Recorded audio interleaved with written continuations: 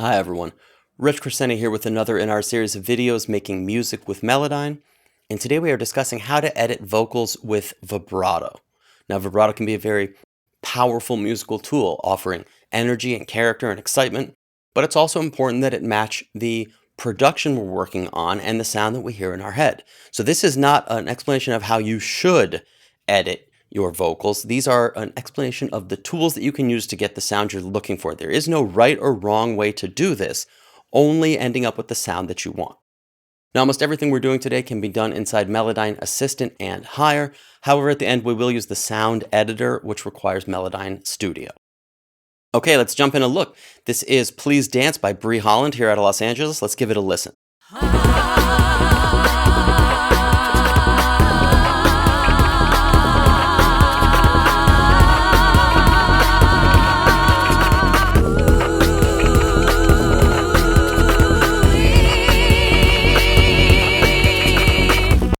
Okay, lots of vibrato. So let's put Melodyne on these and see what we can do. I'm going to right click right here, come to my menu and choose edit. And now we'll see Melodyne on all of these right here. And yes, as you can tell, lots of vibrato in there. Let's listen to these without the backing track.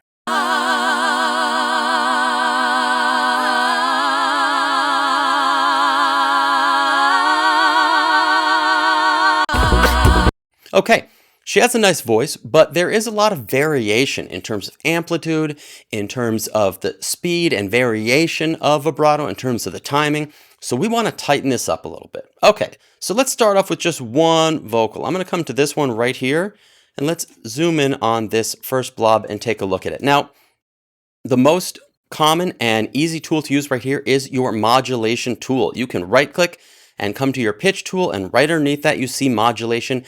This is designed for vibrato. That is this tool's purpose.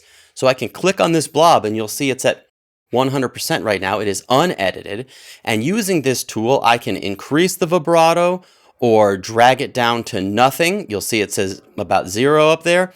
We can even go in the opposite direction. All right, so what I'm going to do is I'm going to decrease this a little bit, bring this down to right about here, just evening it out a little bit. Let's bypass and see how this sounds. All right, and here's what we're able to do with just the modulation tool. That's better. That's more consistent. And for a lot of work, this one tool may get you all the way there. You don't need to do anything else.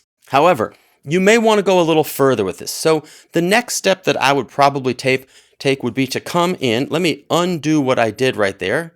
Come to my context menu and undo that. Would be to separate these. Now, you can always just come over to your note separation tool and separate them, but sometimes it's hard to know where to separate. So what I like to do is go into note assignment mode and come over here, right click again and go to your note separation tool. And here at the top, we see all of these little triangles. These are potential separations, right? So looking at these variations in vibrato, I see like, that's a good one to separate right there. And I think this is a good one to separate right there. Let me increase this just a little bit and see if there's another that we need. Yeah, I might separate this one right here too. Break these into pieces that are a little more consistent.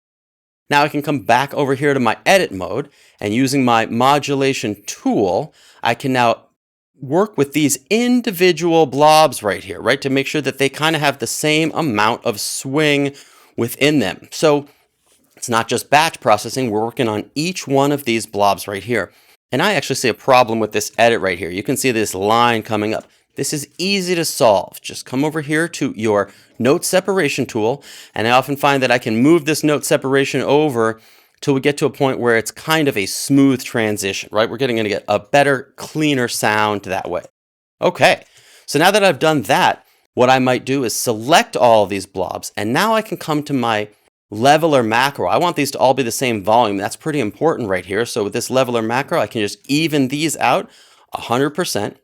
And now what I want to do, and this is a kind of a pro move right here to show you. If you come over here to your leveler tool, you'll see that there is also a leveler transition, right? An amplitude transition. So not only have we evened out the blobs, But now by using this amplitude transition tool, I can even out the transitions in the blobs, really getting very smooth and consistent dynamic levels. I can also come over here to my pitch tool and then even out these pitch transitions a little more as well, getting even more consistency. Now with my pitch tool, I can double click to get these all to dead center on pitch right there. And the last thing I might do is come over here to my drift tool and then pull that drift down to about 0%. Drift is something I feel like you can always push pretty far and really just get an even, consistent performance within there. Okay, now because this has a pretty hard onset, you can see the last thing I might do right here is come over here to my fade tool and just click in and draw in a little bit of a fade right there. Okay, so let's bypass and see what we've got so far. All right, and what we've done with Melodyne so far is... That's better. I like that. That is much more consistent all the way around. However, some people out there are going to really want to get in and micromanage this. So let's talk about how I might do that. I'm going to move over here to this blob for this portion of this, and let's click on this blob right here. And within this blob, you can right click.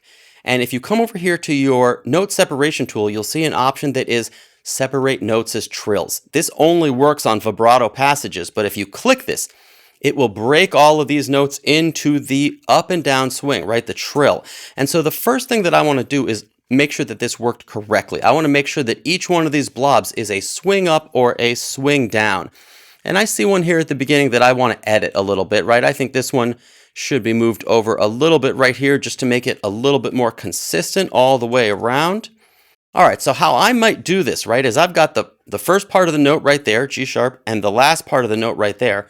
I'm going to come over here to my pitch tool and double click this one to move that to the center, and double click this first one to move it to the center. And now in between, I'm going to do some editing work. So I want to drag and select all of these that are my upswing. Now I grabbed one of these at the bottom that wasn't. That's okay. Using the command key, I can just click on that to deselect it. Now you can come over here to your pitch macro, and I'm just going to ram this right over here to 100%, like so. And you'll notice some of them didn't go there. That's okay. You can just hit OK, because now what you're going to do is take all these that are selected. I'm going to raise these up to the top of this note. What I'm looking for is that swing up to kind of go to the top of the note right there. On these two that I missed, no big deal. I can just highlight these and bring them down where they need to go. I'm going to do the exact same now to all of the downward swing, like so.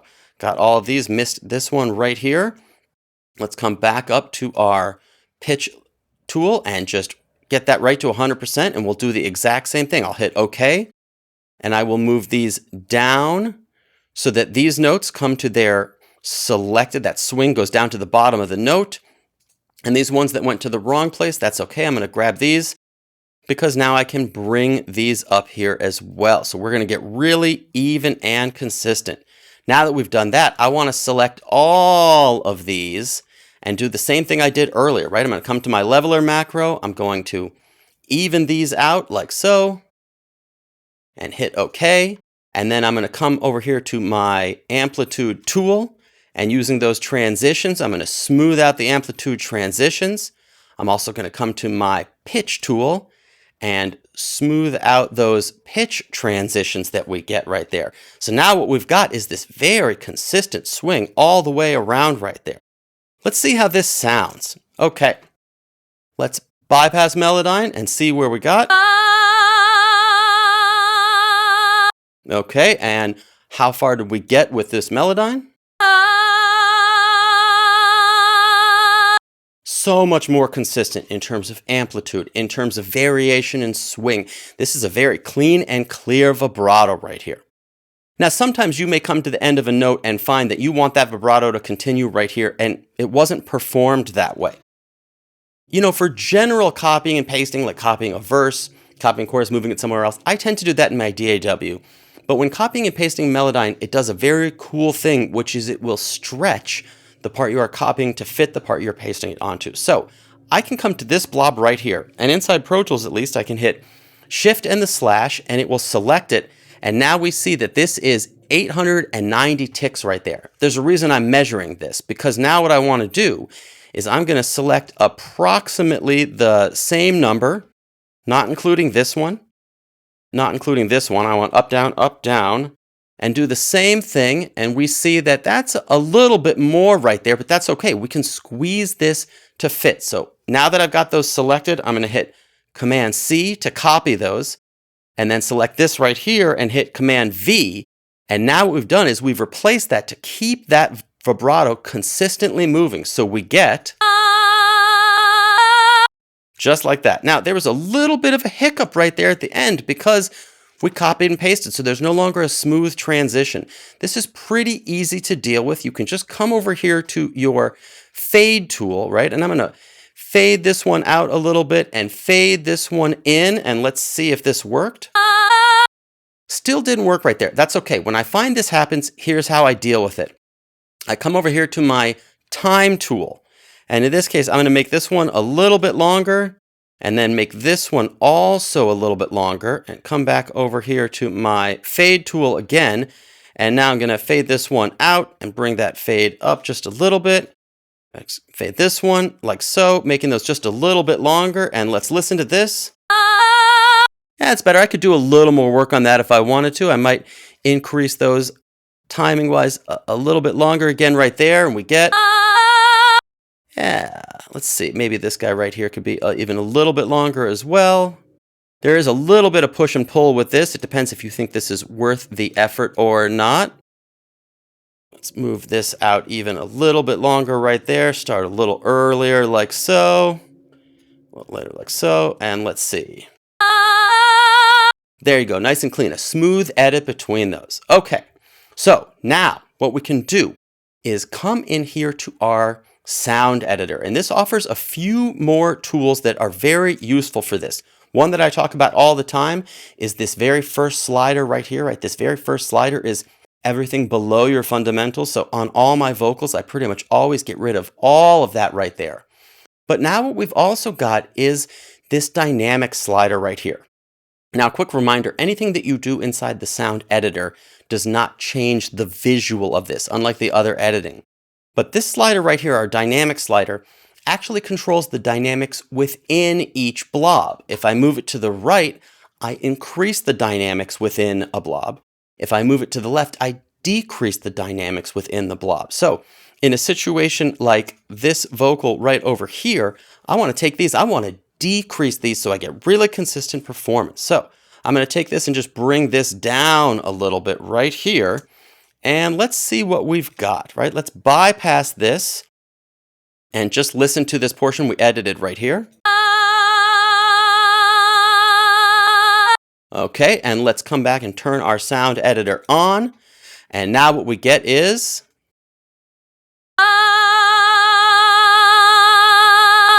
that's nice. That's a little more consistent in volume. I might back off that just a little bit right there. We got one unnatural jump in there. Let's back off a little bit. Hear it again. Yeah, I like that. Very, very smooth, very consistent. So what would that sound like if I did that to all three of these vocals right here? Let's check it out. And we're back.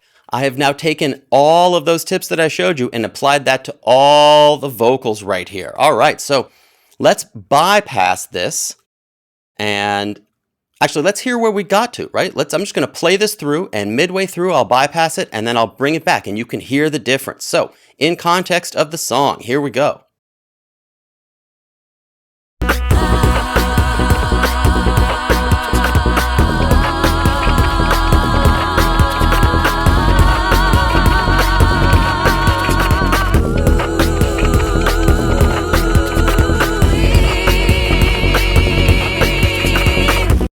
That's really nice. As you can hear, all those variations in level, in timing, in pitch, they all get smoothed out. This is a much cleaner, more consistent, more professional sounding vocal now.